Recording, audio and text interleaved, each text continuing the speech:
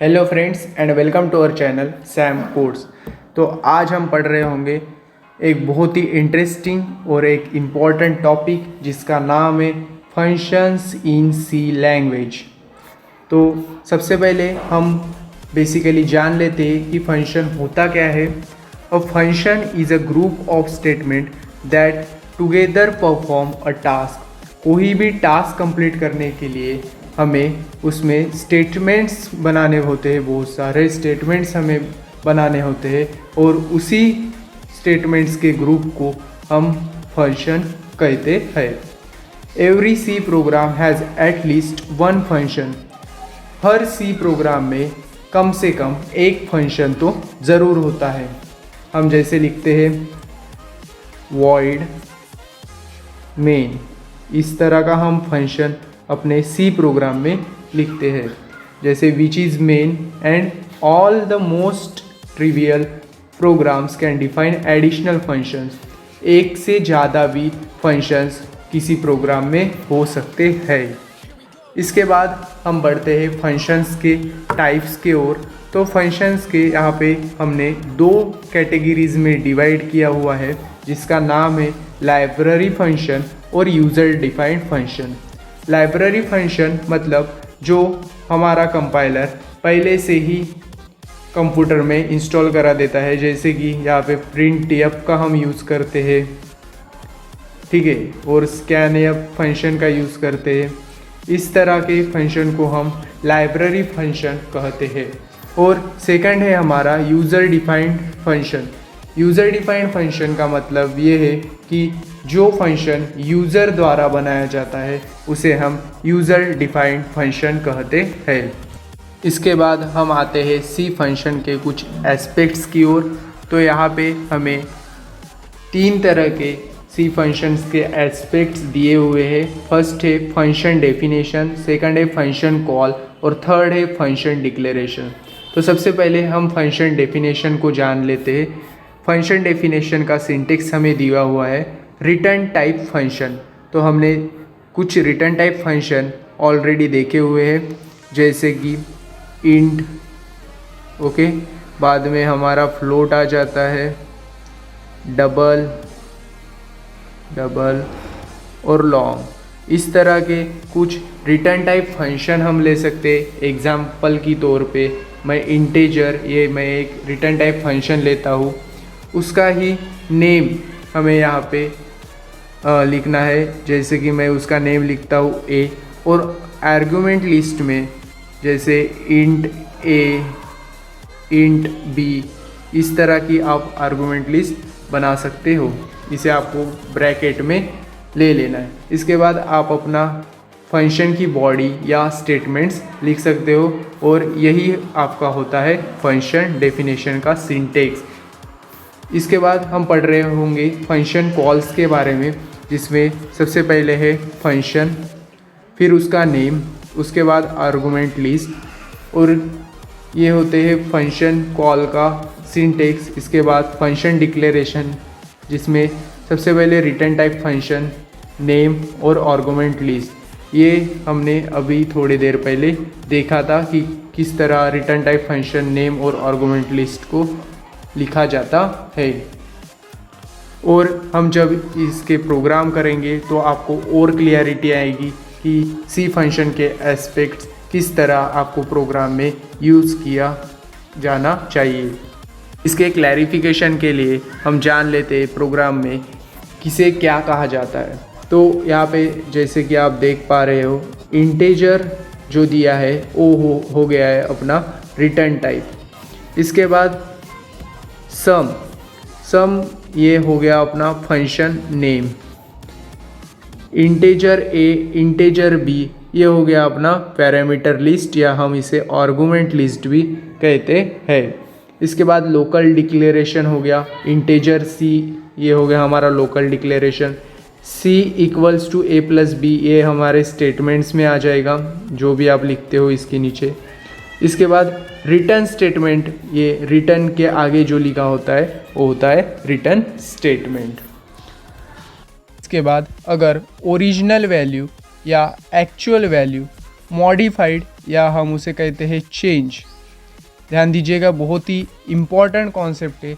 Original value अगर change होती है तो हम उसे कॉल बाय रेफरेंस के नाम से जानेंगे, और अगर ओरिजिनल वैल्यू मॉडिफाइड नहीं होती है, मीन्स नो चेंज ऑकर्स, अगर ओरिजिनल वैल्यू चेंज नहीं होती है तो हम उसे कॉल बाय वैल्यू के नाम से जानते हैं।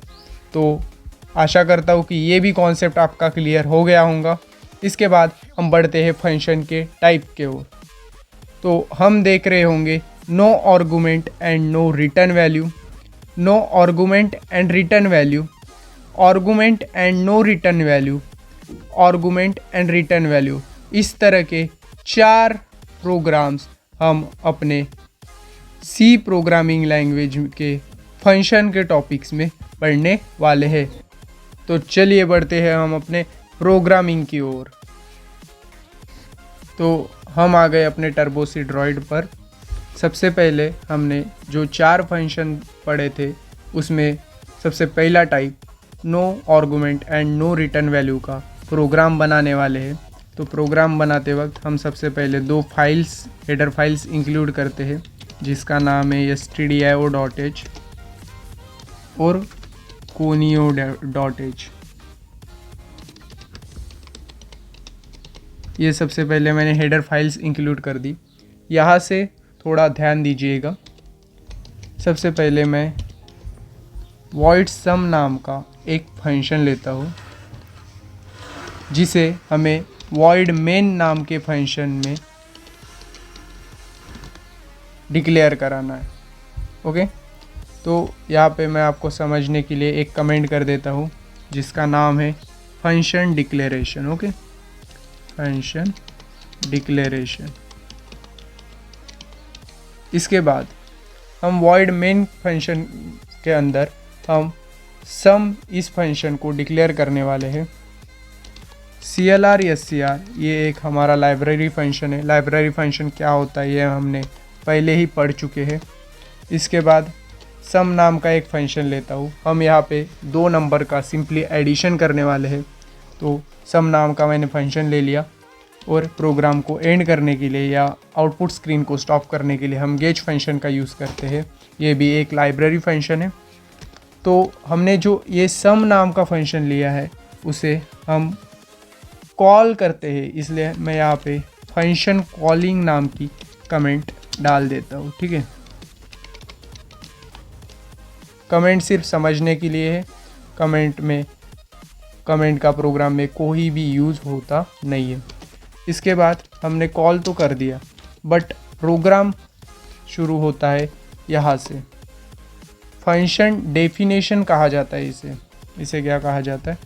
Function definition. फंक्शन डेफिनेशन में हम अपने प्रोग्राम का लॉजिक लिखते हैं।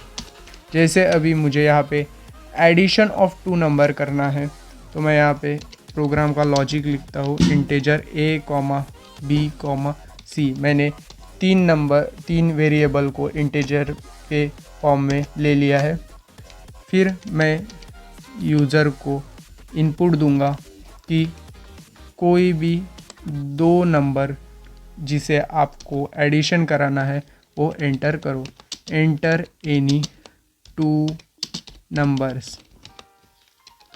ओके, इसके बाद उन 2 नंबर को मैं a और b वेरिएबल में स्टोर करा देता हूँ।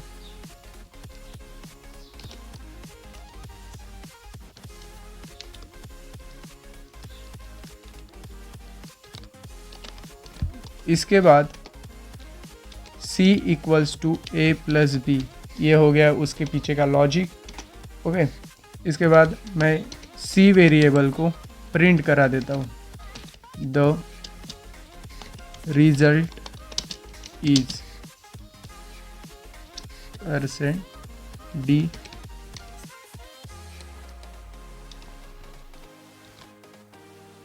c वेरिएबल को मैंने स्टोर करा दिया है।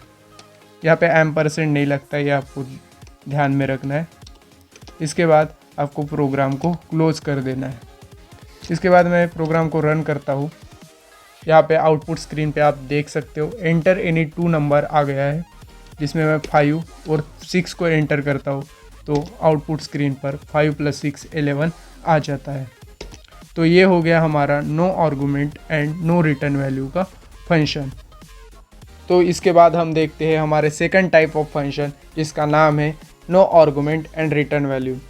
तो पिछले ही प्रोग्राम के जैसा सबसे पहले हम 2 हेडर फाइल्स इंक्लूड कर देते हैं, उसके बाद हम एक यूज़र डिफाइंड फंक्शन बनाते हैं सम नाम का, और उसके अंदर हम वॉइड मेन फंक्शन के अंदर हम उस फंक्शन को डिक्लेयर करते हैं।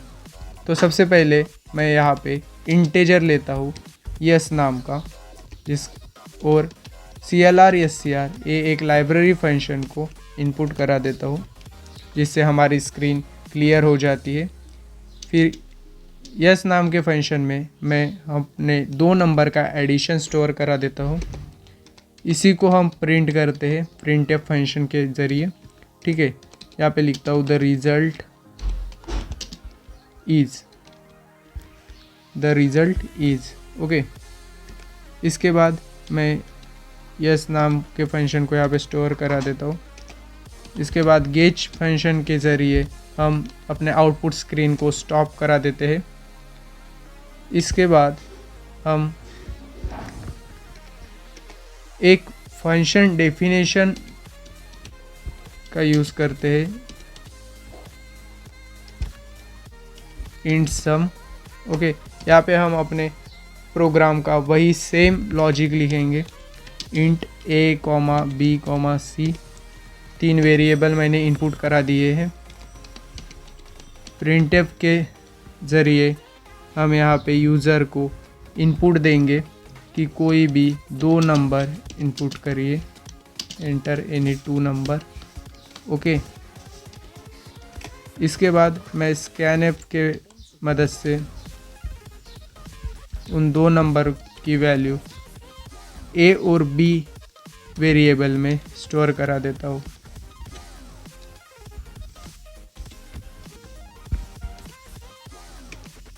c = a + b, ये सेम लॉजिक हमने यहाँ पे इनपुट करा दिए। फिर हम c वेरिएबल को रिटर्न करा देते हैं, इसीलिए हमारे फंक्शन का नाम है no argument and return value. इसके बाद हम रन करते हैं प्रोग्राम को। तो यहाँ पे हमारे प्रोग्राम में एरर आ रहा है, तो एरर भी आपको सॉल्व करते आना चाहिए। जैसे यहाँ पे मैं वॉइड सम लिखा है, यहाँ पे मैं इंटेजर लिख लेता हूँ, इंटेजर टाइप का फंक्शन है इसलिए। अभी मैं प्रोग्राम को रन करता हूँ तो यहाँ पे बोल रहा है एंटर एनी 2 नंबर। जैसे मैं यहाँ पे 3 और 5 एंटर करता हूँ तो आउटपुट में आपको 8 शो कर रहा है, मतलब आउटपुट एकदम करेक्ट है।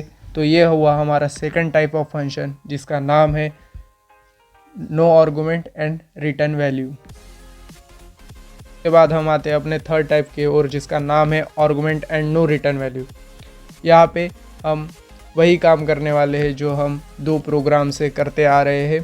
तो इंटेजर सम के बाद मैं यहाँ पे पैरामीटर लिस्ट बनाता हूँ, 2 इंटेजर्स ले लेते हैं यहाँ पे हम ओके। इसके बाद मैं यहाँ पे 2 इंटेजर इंट यम और यन नाम के 2 वेरिएबल ले लिए हैं। CLR फंक्शन का हम यूज पढ़ चुके हैं, जिसको हम स्क्रीन क्लियर करने के लिए यूज़ करते हैं।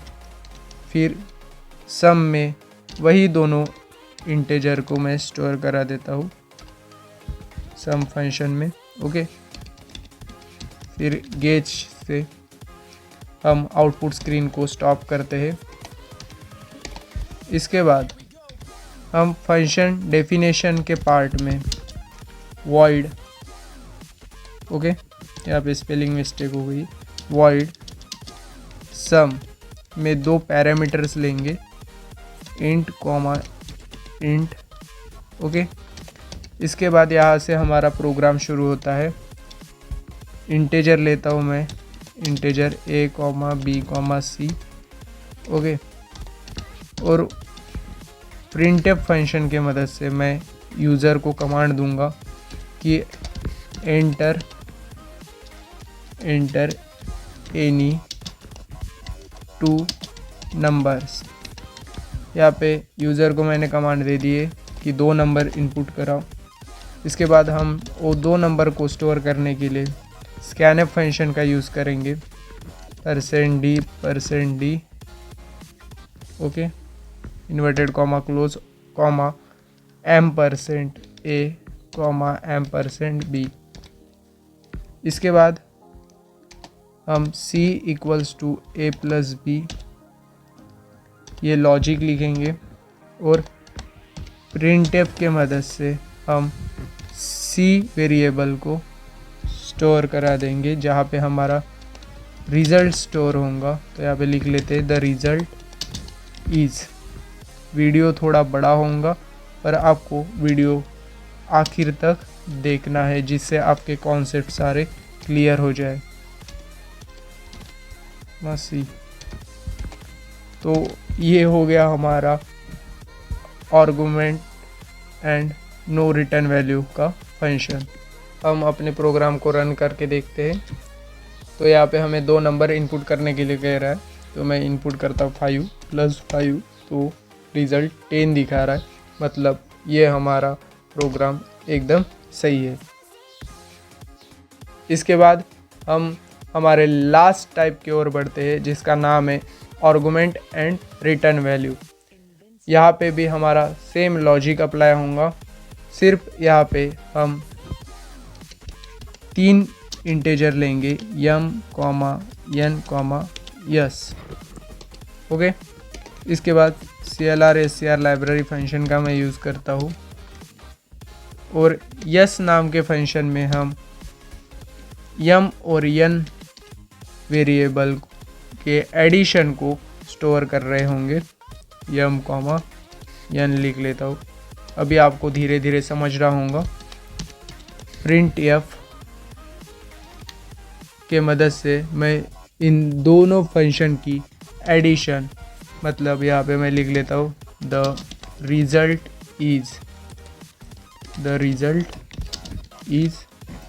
किस वेरिएबल में मैं यहाँ पे स्टोर कराऊंगा, d, s नाम के फंक्शन में मैं यहाँ पे s नाम के वेरिएबल में मैं यहाँ पे स्टोर करा लूँगा। इसके बाद गेच लिखते हैं हम और यहाँ से मैं अपने फंक्शन डेफिनेशन का पार्ट शुरू करता हूँ। इंटीजर ले लेता हूँ सम, यहाँ पे मैं पैरामीटर लिस्ट बना ले लेता हूँ। ओके, इसके बाद यहाँ से हम अपना प्रोग्राम लिखना चालू करते हैं। Int a, b, c। ये प्रोग्राम सेम रहेगा, एंटर एनी 2 नंबर। ओके, इसके बाद स्कैनफ फंक्शन की मदद से उन 2 नंबर को हम स्टोर करा देते हैं।